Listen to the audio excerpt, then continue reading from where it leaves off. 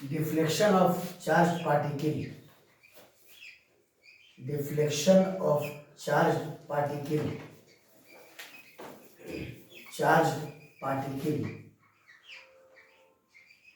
charged particle in external electric field, in external electric field, in external electric field,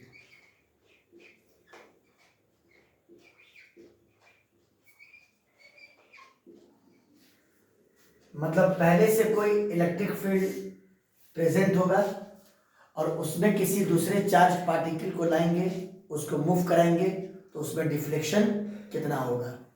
मान लो इसका एक simple model है, NCERT का 2 question है इसमें। ये 2 प्लेट है, मान लो ये 2 प्लेट है, ठीक है, और इसका प्लेट का लेंथ आप मान लीजिए कि L के बराबर है। The length of each plates is equal to कितना, L, ठीक है। और मान लो कि अपर प्लेट से नीचे वाले प्लेट की तरफ पहले से कोई इलेक्ट्रिक फील्ड प्रेजेंट है और इलेक्ट्रिक फील्ड यूनिफॉर्म है, मतलब कांस्टेंट है, मतलब यहां से लेके यहां तक हर जगह इलेक्ट्रिक फील्ड सेम वैल्यू का है और सेम डायरेक्शन में है। बात फॉलो किए, ठीक है।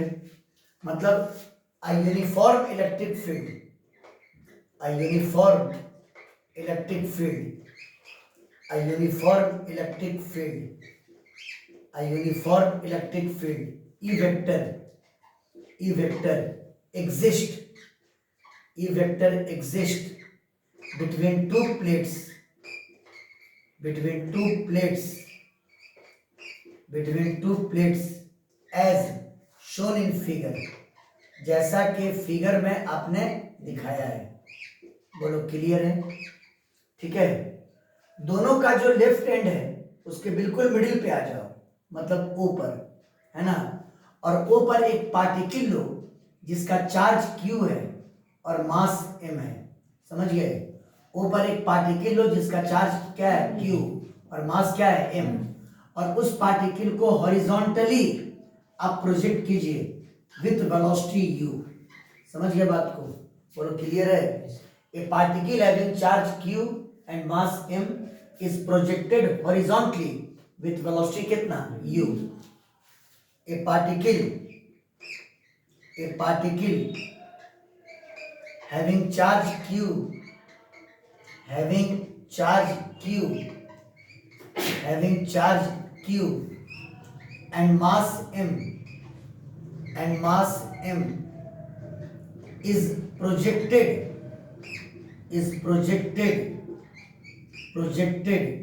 horizontally, is projected horizontally with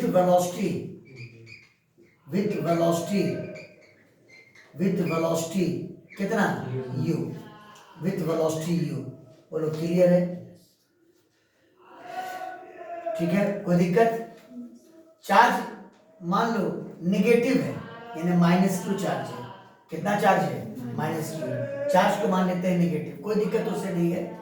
तो चार्ज यहाँ पे लगा दो -Q, है ना, और उसको प्रोजेक्ट किया with velocity U in horizontal direction. बात फॉलो किए, क्लियर है। सवाल क्या है, अच्छा कहां से प्रोजेक्ट किया, फ्रॉम O, जो कि बिल्कुल लेफ्ट, दोनों प्लेट के लेफ्ट एंड का मिडिल है। बात फॉलो किए। In mid point of the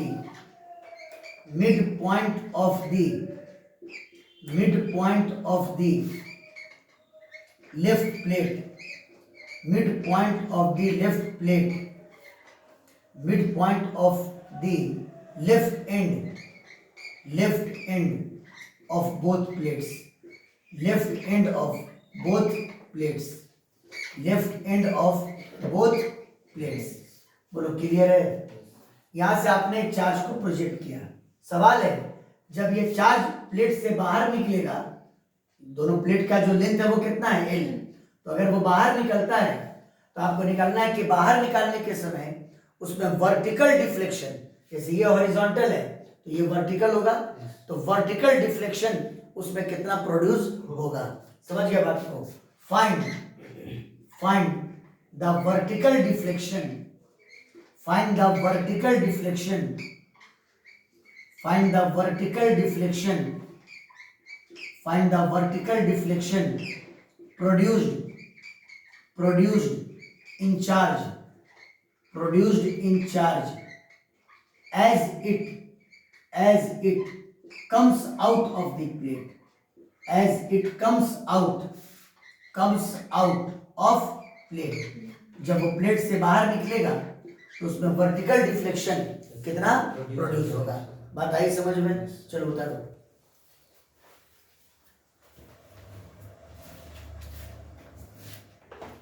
कि आपके पास दो प्लेट है, इलेक्ट्रिक फील्ड वर्टिकली नीचे की तरफ है, प्लेट की लंबाई कितनी है? L।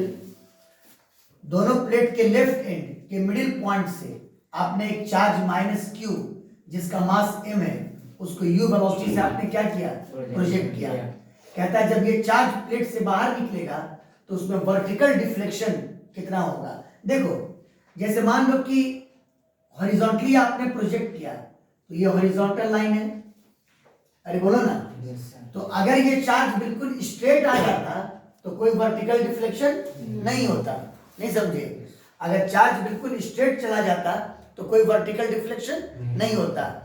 इसका मतलब चार्ज यहां से स्ट्रेट पाथ पर नहीं गया है बल्कि चार्ज यहां पर मुड़ा है। बात फॉलो किए? मुड़ा है मतलब उसके अंदर हॉरिजॉन्टल मोशन भी है और उसके अंदर वर्टिकल मोशन भी है। समझ गए? अब ये डिसाइड कैसे होगा वो देखो। आप थोड़ी देर के लिए इसको मान लो x, इसको क्या मान लो y। ये बताओ इस इलेक्ट्रिक फील्ड की वजह से चार्ज पर फोर्स लगेगा QE। क्या लगेगा? QE, जो लास्ट टॉपिक था हम लोग का। The electric force, the electric force, the electric force on charge minus Q due to electric field, due to electric field is F vector, और F वेक्टर बराबर चार्ज का वैल्यू कितना? Minus Q into E vector, into कितना? E vector. अब vector की theory से बताओ, electric field के आगे माइनस का साइन है, यानी फोर्स इलेक्ट्रिक फील्ड के अपोजिट लग रहा है। किधर लग रहा है? अपोजिट। तो इलेक्ट्रिक फील्ड डाउनवर्ड डायरेक्शन में है तो फोर्स किधर लगा? अपवर्ड डायरेक्शन में। ये डायरेक्शन हो गया किसका? फोर्स का। बात फॉलो किए? ये डायरेक्शन किसका हो गया? फोर्स का। बोलो क्लियर है? चलिए देखिए। हाँ एक बात यहां पर ये भी मेंशन कर देते हैं कि उसका मास m जो है वो नेग्लिजिबल है। मास m क्या है? बोलो नेग्लिजिबल, नेग्लिजिबल। या ऐसा ना कह करके आप ये भी कह सकते हैं कि ग्रेविटी को इग्नोर कर दो। इग्नोर ग्रेविटी, इग्नोर ग्रेविटी मतलब हमको ये मान के चलना है कि इस पे कोई फोर्स ऑफ ग्रेविटी नहीं लग रहा है। बात फॉलो किए? बात फॉलो किए? Ignore gravity. समझ गए बात को? फोर्स का डायरेक्शन इलेक्ट्रिक फील्ड के क्या हुआ? अपोजिट। फोर्स बराबर न्यूटन के सेकंड लॉ में क्या होता है? Mass into acceleration. या लिख दो m इंटू ए, m इंटू ए, ये बराबर minus Q into E vector, और यहां से A वेक्टर बराबर बोलिए minus Q into E vector अब बटा कितना? m। बोलो क्लियर है? नेगेटिव साइन इलेक्ट्रिक फील्ड के अपोजिट, यानी एक्सेलरेशन भी इसी डायरेक्शन में प्रोड्यूस होगा। बोलो कोई डाउट? बोलो कोई डाउट? एक्सेलरेशन भी इसी डायरेक्शन में प्रोड्यूस होगा, है ना। अब ए का मैग्नीट्यूड निकाल लो। तो अब ए का जो मैग्नीट्यूड होगा तो कुछ नहीं करना है, माइनस क्या बन जाएगा? Plus Q into electric field का मैग्नीट्यूड अब बटा मास कितना? m। बोलो क्लियर है? अब तुम याद करो प्रोजेक्टाइल मोशन जब तुम पढ़ते थे, जैसे एक्सेलरेशन ड्यू टू ग्रेविटी नीचे की तरफ होती थी, है ना। जब कोई पार्टिकल को आप हॉरिजॉन्टली प्रोजेक्ट करते थे, हॉरिजॉन्टली आप क्या करते थे? प्रोजेक्ट। और एक्सेलरेशन ड्यू टू ग्रेविटी किधर है? नीचे की तरफ। तो वो पार्टिकल एक कर्व्ड पाथ पर नीचे की तरफ आता था ना। बोलिए। तो यहां भी आपने उसको फेंका है कैसे? हॉरिजॉन्टली, लेकिन एक्सेलरेशन किधर है? अपवर्ड। इसका मतलब ये कर्व्ड पाथ पर होता हुआ किधर जाएगा? ऊपर की तरफ। बात फॉलो किए, समझ गए बात को? फिर उसका पाथ कर्व हो जाएगा और वो किधर जाएगा? ऊपर की तरफ। बात फॉलो किए? So the charge will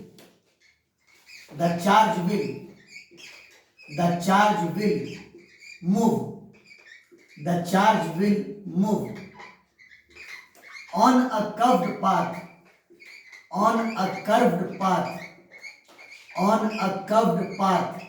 in upward direction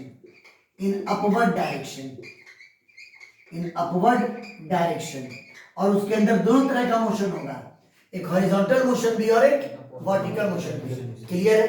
अब चार्ज को आप यहां से ऊपर की तरफ ले जाइए। चलिए देखिए, यही चार्ज का क्या हुआ बोलो?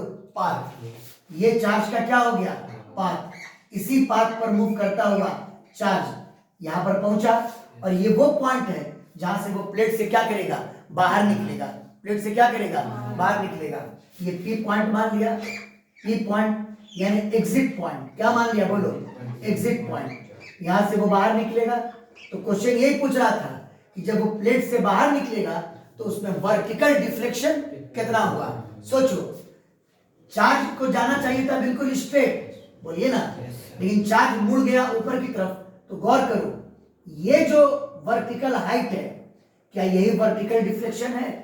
बोलो, यानी वर्टिकली वो इतना ऊपर चला गया ना, बोलिए, वर्टिकली वो इतना ऊपर चला गया, यही उसका क्या है? वर्टिकल डिफ्लेक्शन है। अगर इसको हम m मान लें, इसको m मान लें, अब pm को अगर y बोल रहे हैं, pm को अगर क्या बोल रहे हैं? y, वही y उसका क्या है? वर्टिकल डिफ्लेक्शन है। वर्टिकल डिफ्लेक्शन है। here pm is equal to y, that is vertical deflection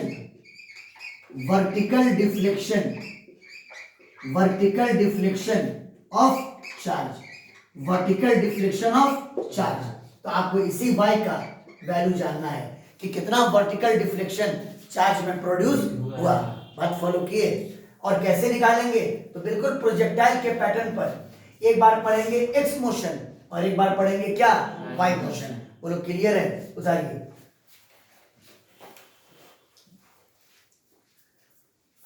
vertical deflection क्या निकालना है? यानी इस y का वैल्यू। तो जब चार्ज O से P पर गया तो दो तरह का डिस्प्लेसमेंट हुआ। हॉरिजॉन्टल डिस्प्लेसमेंट है OM और वर्टिकल डिस्प्लेसमेंट है MP। MP आपको निकालना है ना? क्या आपको हॉरिजॉन्टल डिस्प्लेसमेंट OM पता है?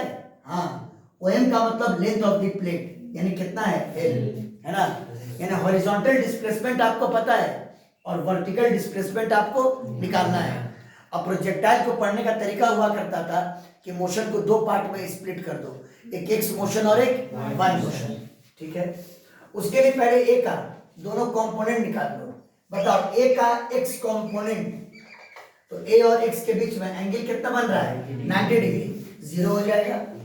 और a का y कंपोनेंट, तो a y के अलोंग है, a cos 0 डिग्री, यानी डायरेक्ट a ही हो जाएगा, यानी QE by m, QE by m।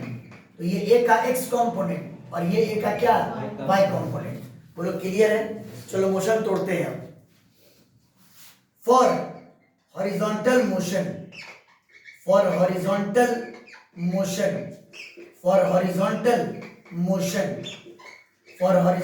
Motion, displacement x बराबर, फॉर्मूला बताओ, ut plus half at square. पढ़ाया करते थे। बस यहाँ u का x कंपोनेंट और a का x कंपोनेंट। बोलो क्लियर है? और ये बताओ, हॉरिजॉन्टल डिस्प्लेसमेंट है कितना? l, x की जगह पर l पुट कर दो। और u का x कंपोनेंट, तो u x के डायरेक्शन में है, यानी u cos 0 डिग्री, यानी u हो जाएगा u इंटू कितना? t। और a का x कंपोनेंट कितना है? 0। खत्म। बोलो l बराबर क्या आ गया? ut। यहां से टाइम का वैल्यू आ गया l बाई u। मे भी क्वेश्चन में ये भी पूछ सकता है कि चार्ज को प्लेट से बाहर निकलने में टाइम कितना लगा? टाइम कितना लगा? बोलिए, l by u। This is the time taken by the charge to come out of the plate. बात फॉलो किए? मे भी क्वेश्चन में ये भी पूछ सकता है कि चार्ज को प्लेट से बाहर निकलने में टाइम कितना लगा। हाँ, time taken by the plate time taken by the charge, time taken by charge, time taken by charge to come out of the plate, to come out of plate, to come out of plate. चलो time निकल गया। अब हम लोग पढ़ेंगे vertical motion. क्या पढ़ेंगे? Vertical motion. और उम्मीद है कि y का वैल्यू आ जाएगा। किसका वैल्यू? y का। चलिए आइए, for vertical motion, horizontal motion मतलब एक्स एक्सिस के लॉन्ग, किसके लॉन्ग? एक्स के लॉन्ग। और वर्टिकल मोशन, वर्टिकल मोशन मतलब बोलो किसके लॉन्ग? वाई एक्सिस के लॉन्ग। किसके लॉन्ग? बोलिए, वाई एक्सिस के लॉन्ग। चलो बोलो, y बराबर ut plus half a into T का स्क्वायर। बोलो क्लियर है? चेंजिंग कहां पे करना है? u का y कंपोनेंट और a का y कंपोनेंट। तो आपको तो y का वैल्यू निकालना ही है, तो बराबर u का y कंपोनेंट, u और y के बीच में कितना एंगल है? 90 डिग्री। u cos 90 डिग्री, ये टर्म क्या हो जाएगा? जीरो। खत्म। बोलो क्लियर है? बच गया हाफ a का y कंपोनेंट, बोलो qe by m, qe by m into, चलो बोलो t का स्क्वायर। t का वैल्यू कितना आया है? l by u, l square अब बटा कितना? u square. बोलो क्लियर है? In this is the vertical deflection produced in the charge. बात फॉलो किए? इससे एनसीईआरटी का 3-4 क्वेश्चन डायरेक्ट बन जाएगा आपसे। समझ गए बात को? यही चार्ज में प्रोड्यूस हुआ क्या है? Vertical deflection. बात फॉलो किए? So the vertical deflection, the vertical deflection, the vertical deflection produced in charge, the vertical deflection produced in charge. हाँ, y बराबर, चलो बोलो कितना आया? Half QE by m, QE by m into l square अब बचा कितना? u square. बोलो क्लियर है? बहुत बहुत इंपॉर्टेंट ये रिजल्ट है। हालांकि एक न्यूमेरिकल के रूप में एनसीईआरटी में। बात फॉलो किए? उतर